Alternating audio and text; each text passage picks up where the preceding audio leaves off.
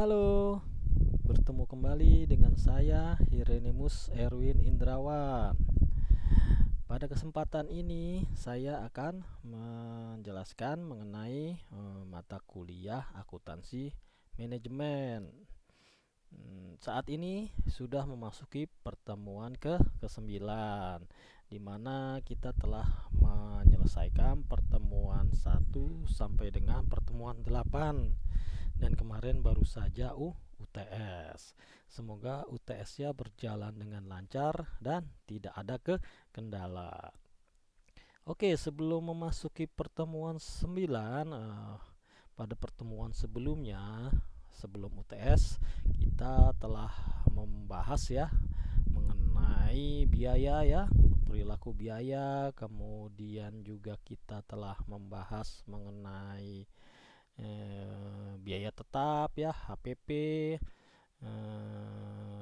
kemudian biaya-biaya pada proses produksi ya, terutama pada perusahaan industri ya. Nah, setelah itu kita telah mempelajari mengenai biaya termasuk harga pokok penjualan. Nah, pada pertemuan ke-9 ini kita akan belajar mengenai harga ya. Setelah kita mengetahui biaya yang telah kita keluarkan untuk memproduksi suatu produk ataupun jasa, maka saatnya kita sekarang menentukan berapa sih produk atau jasa tersebut akan kita jual ya, supaya kita menutup semua biaya serta memperoleh keuntungan yang kita harapkan. Jadi misalnya kemarin kita menghitung biaya. Nah, kebetulan bila kalian sudah belajar mata kuliah entrepreneur ya, di mana kalian diharapkan bisa berwira swasta ya. Nah, itu pasti kalian sudah belajar ya. Misalnya kalian ingin jual baju ya, banyak biasanya buka jual baju. Misalnya modal yang kalian keluarkan ya, kalian sudah tahu biayanya. Misalnya katakanlah modal yang kalian keluarkan adalah 1 juta ya. Nah, dari 1 juta itu kan banyak ya barangnya ya, ada kemeja, ada kaos, campuran tuh, kalian keluarkan 1 juta untuk membeli garment ya, untuk kalian jual. Nah, di sini setelah kalian tahu modal kalian 1 juta beserta tentu saja kalian yang jual juga perlu digaji ya, dan biaya-biaya lain. Nah, berapa kita ingin memperoleh keuntungan? Nah, dari situ kita juga bisa menentukan berapa harga yang kita harapkan. Nah, biasanya kan baju kemeja banyak harganya beda-beda ya. Nah, kalian harus punya listnya harga-harganya. Nah, jalan yang paling simpel adalah dengan menggunakan persentase. Kalian mau ngambil untung berapa persen ya, tinggal kalian kalikan saja. Nah, maka harganya ditentukan ya, kalian buat di Excel harga pembelian, kalian kalikan dengan keuntungan yang kalian peroleh. Biasanya sih 100% ya, karena masih banyak biaya-biaya yang akan kalian keluarkan. Nah, itulah salah satu penentuan harga yang paling simpel dengan teknik dikalikan dengan keuntungan yang kita peroleh. Oke, kita balik ke slide. Kita masuk ke slide pertama. Nah, di sini menentukan harga ada 3 metode, yaitu orientasi laba, orientasi sales, dan orientasi status. Nah, bila dilihat ini kita tidak bisa menggunakan tiga-tiganya. Kapan kita harus menggunakan orientasi laba, sales, dan statusnya? Ini dapat kalian pilih. Bila pemilihan ini juga bisa dilihat dari produk yang kalian jual. Misalnya produk kalian banyak di pasaran, tidak mungkin kalian menggunakan orientasi laba, karena nanti produk yang kalian jual pasti tidak akan bersaing. Nah, jadi dilihat dari produknya di pasaran ya, kemudian juga produk kalian itu pendatang baru atau bagaimana. Nah, baru bisa ditentukan orientasi mana yang kalian ingin capai.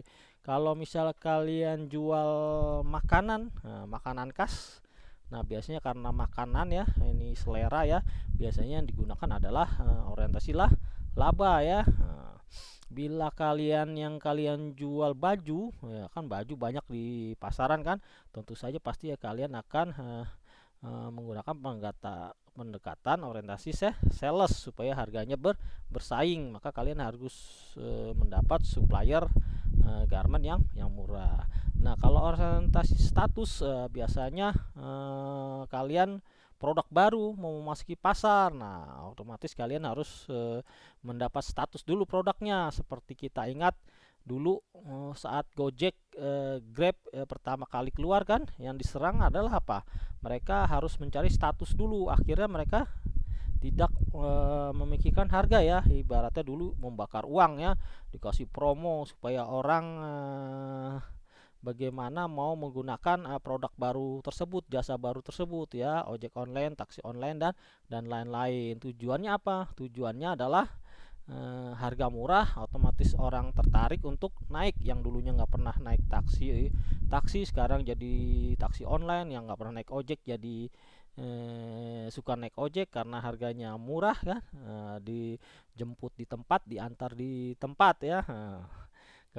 Akhirnya apa? Kapan itu sampai pesaingnya bangkrut sendiri ya. Akhirnya kan ojek pengkolan banyak yang bangkrut.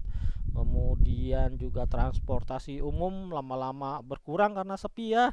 Nah, sekarang coba lihat kan, mereka baru bisa memberikan harga yang pantas, sesuai dengan pelayanan yang diberikan. Oke, jadi saat kalian ingin memakai orientasi ini, ditentukan dulu, kalian lihat produk kalian dulu ya, kemudian pasarnya seperti apa dan lain-lain.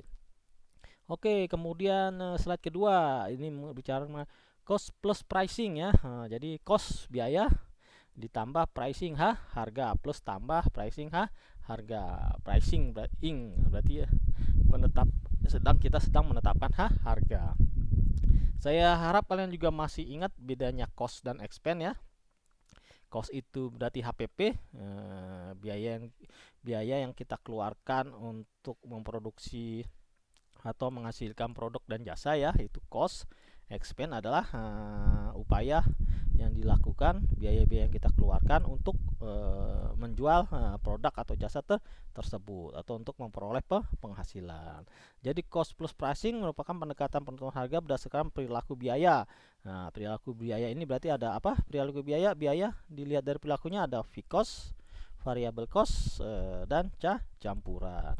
Cost plus pricing adalah biaya tertentu ditambah dengan kenaikan markup. Cost di sini adalah HPP, kemudian harga pokok. Harga pokok ada berapa? Unsur biayanya ada 3, BBB, BTKL, dan BOP. Nah, jadi harga jualnya adalah HPP ditambah markup keuntungan yang ingin kita capai. Misalnya kita ingin untung 30%, jadi HPP dikali 1,3. Kalau kita ingin 2 kali lipat ya berarti HPP dikali 2. Kemudian metode pelaporan cost dan laba rugi. Nah, ini dibagi 2 ya. Yang satu full cost berarti HPP ya. HPP ingat ada 3 variabel biaya, BBB, BTKL, dan BOP. Sedangkan variabel costing yang kita posting itu hanya biaya-biaya variabel, karena nantinya biaya tetap itu kita akan masukkan di biaya administrasi. Jadi kalau di laba rugi kalian lihat ada penjualan dikurang COGS ya atau HPP, akhirnya laba kotor. Dari laba kotor baru dikurang lagi biaya administrasi, biaya penjualan, dan biaya lain-lain. Nah, biaya fixed cost-nya ada di situ semua. Jadi HPP-nya kita hanya menggunakan biaya variabel. Nah, ini ada contohnya ya. Bila kalian lihat unsur biayanya nih, yang pertama 8, 12, dan 3 dan 7 ini adalah HPP, BBB, BTKL, dan BOP. BOP-nya ada variabel, ada tetap. BBB dan BTKL ya sudah pasti variabel. Kemudian biaya tetapnya ada overhead tetap, ada penjualan dan administrasi, juga ada variabel dan tetap. Nah, tadi yang pertama adalah HPP, semua biaya kita masukin kan. Nah, di sini biaya bahan baku, BTKL, variabel dan tetap. Nah, itu adalah HPP-nya. HPP-nya adalah 10. Total biaya produksi jadi 10 BOP ditambah BBB 8, BTKL 12, hasilnya 30. Kemudian tadi di markup 50% kan? 50% kali 30 adalah 15. Nah, 30 tambah 15 adalah 45. Jadi target kita menjual barang dengan markup 50% adalah sebesar 45. Ini pendekatan yang pertama, full cost. Nah, kemudian pendekatan kedua adalah variable cost. Nah, tadi variabel berarti yang kita ambil hanya biaya variabel. Ada BBB, BTKL, overhead variabel, overhead tetapnya nggak dipakai kan. Biaya penjualan juga yang kita ambil sama variabel. Totalnya semua 25. Markupnya 80%, berarti 20 tambah total target 45. Kok sama Pak? Ya sama, karena presentasinya beda. Kalau sama-sama 50%, otomatis full cost lebih tinggi harganya ya dibandingkan dengan variable cost. Jadi saat kalian ingin menggunakan variabel, markupnya harus lebih tinggi dibandingkan dengan kalian menggunakan full cost. Nah, ini adalah modifikasi cost plus pricing dan hubungan biaya. Oke, nah di sini sama aja. Persentase target laba yang kalian ingin capai ini semua satuannya dalam persen ya. Kemudian di harga jual dikurangin biaya yang ditetapkan dibagi biaya yang ditempatkan. Ini biaya yang ditetapkan maksudnya adalah HPP. Nah, tadi penghitungannya ada full cost, ada variable cost. Nah, dalam cost ini berarti HPP. Misalnya harga jual yang kita tentukan adalah 100, kemudian biaya yang ditetapkannya 70 ya kan, berarti 100 dikurangin 70 adalah 30. 30 dibagi 70 dikali 100. Nah, itulah berarti persentase target laba.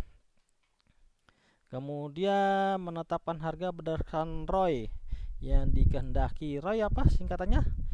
ROI adalah return on investment. Nah, ini sudah kita pelajari dalam mata kuliah analisa keuangan. Jadi ROI ini adalah return on investment adalah ibaratnya hampir sama dengan laba yang kita inginkan kan ya. Jadi saat kita mengeluarkan uang, kita pasti mengharapkan keuntungan dari uang yang kita berikan. Ya, misalnya tadi ada teman kalian ya, saya mau jualan casing nih ya, casing handphone kan ya. Modalnya misalnya modalnya per unit cuma 50.000. Kita jual 100.000, berarti keuntungannya berapa? 100% kan. Jadi tadi dijualnya 100.000 ya kan, dikurangi investment kita 50.000, sisa 50.000 kan. 50.000 dibagi investasi yang kita keluarkan 1 dikali 100%, jadi 100%, maka return on investment dari dana yang kita keluarkan adalah 100% ya. Jadi harga dikurangkan investasi yang kita keluarkan, kemudian dibagi investasi yang kita keluarkan dikali 100% supaya hasilnya dalam persentase. Nah, rumus singkatnya juga ada profit margin, keuntungan yang kita harapkan, dikali sales return turnover. Sales turnover ini juga sudah kita pelajari dalam analisa laporan keuangan. Jadi keuntungan itu berapa kali berputar ya dalam setahun. Nah, itulah tadi kan 50%, misalnya 100% kita peroleh hanya dalam sekali jualan. Misalnya kalian setahun bisa jual 12 kali, berarti kalian 100 kali 12 ya, berapa tuh? 100 kali 12 1.200% ya, lumayan kan. Jadi return on investment. Nah, di sini ROI sama, untuk menentukan harga dengan tingkat ROI tertentu dapat digunakan langkah berikut. Return on investment yang kita harapkan ditambah biaya dibagi total biaya produksi. Itulah presentasi markup. Nah, di sini biayanya juga maksudnya biaya HPP nih ya, ROI. Total produksi itu berarti total cost variabel ditambah fixed cost, variable cost ditambah FC ditambah FC, variable cost ditambah fixed cost. Kemudian yang kedua adalah menambahkan harga pokok produksi dengan markup pada langkah pertama. Jadi kalau yang kedua ini simple, HPP-nya 100, kita ingin markup 100%, maka tinggal berarti dikali 200%, maka harga jualnya berarti 200. Tadi HPP-nya 100, kita ingin memperoleh keuntungan sebesar 200%, maka 100 dikali 200%, maka harganya adalah 200. Jadi return on investment ini hampir sama dengan keuntungan yang kita harapkan ya, tapi dengan modal yang kita keluarkan telah kembali. Kalau keuntungan kan margin laba itu modal kita belum kembali ya, modal kita belum kembali, modal kita masih tercatat di neraca. Cuman keuntungan yang telah kita terima adalah persentase dari laba yang diperoleh dari usaha tersebut. Nah, itu bedanya ROI dengan laba ya. Kalau laba modalnya belum kembali, kalau ROI itu modalnya sudah kembali. Kemudian modifikasi rumus metode full cost. Masih ingat tadi full cost? Berarti full cost itu HPP ya, biaya tetap dan biaya variabel dihitung dua-duanya. Persentase markup hasil ROI yang dikehendaki ditambah penjualan dan administrasi. Nah, ini biaya penjualan dan administrasi berarti ini di luar HPP ya. Nah, di luar HPP. Jadi hasil ROI yang dikehendaki ditambah biaya penjualan dan ADM, ini belum diperhitungkan dengan HPP, dibagi volume unit kali biaya produksi per unit ya. Volume unit dibagi biaya produksi per unit. Kemudian yang kedua ya, jika laporan laba rugi telah disusun, maka rumusnya margin bruto gross profit, berarti gross profit diperoleh dari apa? Penjualan dikurangi HPP atau CEGS, hasilnya adalah gross profit. Nah, gross profit ini dibagi harga pokok penjualan. Jadi di atasnya ya. Jadi kalau kita sudah ada laporan laba rugi, hitungnya gampang ya. Gross profit yang hasil pengurangan penjualan dan COGS atau HPP dibagi harga pokok penjualan. Jadi misalnya penjualannya 1 juta, HPP-nya atau CGS-nya 500, 1.500.000, maka margin brutonya adalah 500.000. Jadi kalau kita hitung rumusnya, margin brutonya 500, HPP-nya 500, hasilnya 1 kan, dikali 100%, nah artinya 100%. Oke, semoga kalian bisa menyimak ya. Ini kalian pertama harus hafal ya susunan laba rugi, kemudian juga HPP unsurnya apa yang kita telah pelajari kemarin ya. HPP itu ada BBB, BTKL dan BOP ya.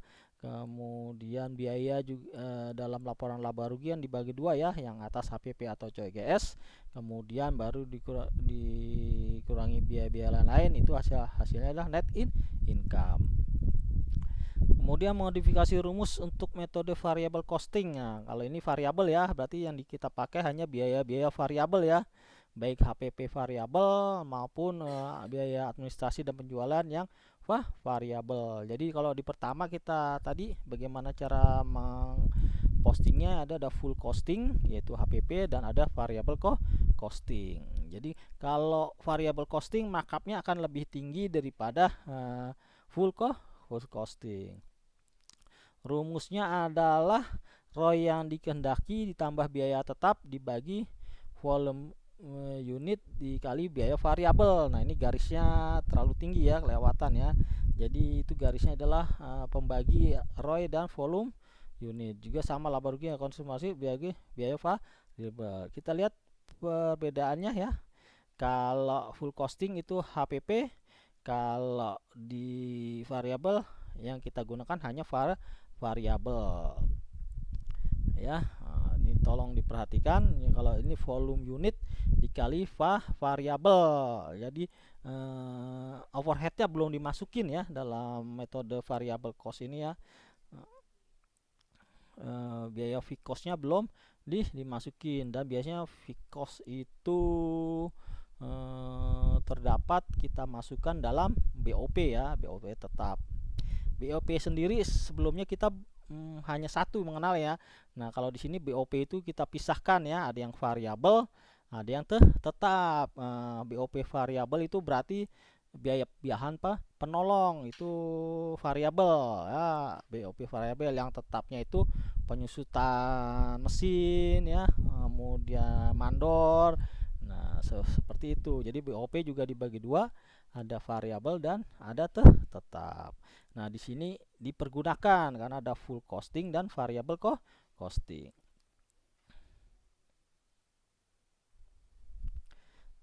Kemudian di sini penetapan harga per waktu dan harga bahan. Nah, ini dipergunakan biasanya tukang bangunan ya, tukang bangunan sekarang modelnya inginnya borongan ya, seperti kita bangun rumah minta 500.000 per meter. Nah, itu sudah termasuk semua biaya tukang dan lain-lain.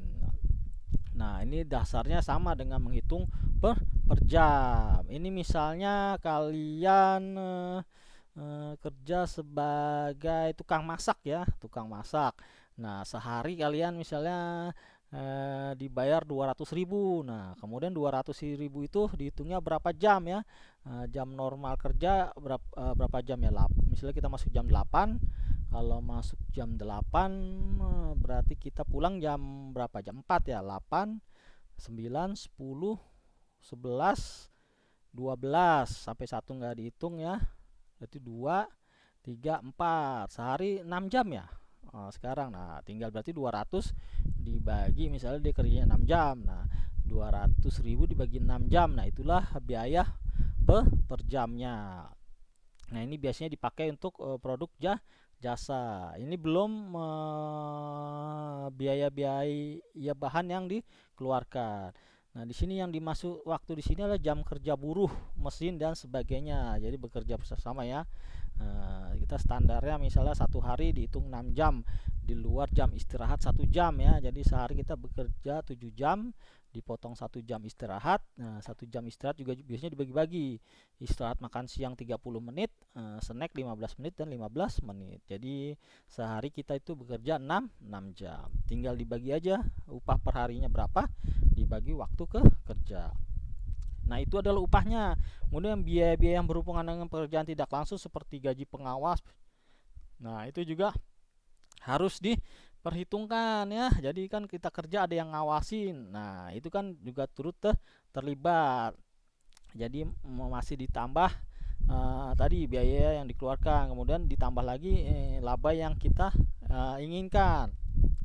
Jadi kan itu tadi kalau jam kerja upah kerja dibagi jam kerja kan itu hitungan buat pekerjanya ya, sedangkan hitungan untuk perusahaannya belum kan. Jadi untuk hitungan perusahaannya tadi upah tenaga kerja per jam masih ditambah biaya-biaya yang dikeluarkan dan markup keuntungan yang kita keluarkan. Jadi misalnya kita menggaji pegawai, misalnya tukang masak sejamnya misalnya 20.000 ya, ditambah biaya-biaya lain-lain, mandor, listrik dan lain-lain yang kita pergunakan, misalnya 20.000 upahnya itu misalnya 20.000 juga berarti 40.000 kan. Nah, kemudian laba yang kita keinginan 100% berarti 40. Jadi 40 tambah keuntungan 40, 80.000. Nah, berarti modal kita nih 80.000. maka minimal orang yang pendapatan yang kita peroleh itu harus di atas 80.000. Jadi seperti itu baru kita menguntungkan. Kemudian komponen bahan per jam. Komponen bahan per jam persentase laba dari harga faktur bahan, persentase dari bahan tidak langsung atau yang dibebankan seperti gaji manajer bahan. Nah, ini sudah tadi kita bahas ya. Jadi per jam ada 3 komponen, menutup upah tenaga kerja itu sendiri, kemudian upah tenaga kerja lainnya, supervisi dan lain-lain ya, listrik dan lain-lain. Yang ketiga adalah markup-nya. Di sini ada ya, nih upah langsung berarti ini tenaga kerja yang kita gunakan. Biaya tak langsungnya tadi itu contohnya ada mandor, listrik dan lain-lain ya. Kemudian laba per waktu yang kita inginkan. Nah, itu 3 komponen tersebut adalah modal yang pengusaha keluarkan, yang kita keluarkan ya. Kemudian ditambah laba bahan. Nah, kita masih memperoleh keuntungan juga dari bahan yang kita gunakan, yang biaya tak langsung sebanding ini, dan bahan tak langsung. Oke, kemudian slide selanjutnya, harga dan faktor yang mempengaruhi lainnya. Nah, ini situasi harga ya, seperti kita lihat ya, di atas ada biaya produksi. Ini adalah pertimbangan yang kita lakukan saat kita ingin memutuskan harga jual ya. Pertama tentu saja biaya produksi ya, HPP, BBB, BTKL dan BOP, total cost ya, terus juga HPP total cost sama semua. Kemudian laba yang kita inginkan dan faktor lain, mungkin di sini ada bunga bila kita bunga pinjaman ya, kita menggunakan modal pihak ketiga, dan kemudian situasi pasar, akhirnya produk kita berada di mana. Nah, itu adalah 3 faktor yang kita pertimbangkan. Setelah kita menelaah 3 faktor tersebut, maka tadi ada 3 metode yang bisa kita gunakan. Apa tadi? Orientasi profit, orientasi penjualan ya, dan kemudian orientasi status. Ada 3 metode yang kita pergunakan. Nah, sebelum kita mempertimbangkan metode yang kita pergunakan, kita juga harus menganalisa 3 faktor yang mempengaruhi.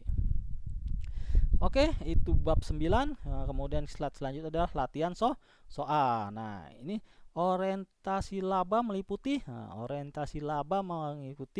target return, pertumbuhan penjualan, pertumbuhan pasar. Orientasi laba meliputi target return. 2. Orientasi status. Berarti kita ingin menentukan status produk kita.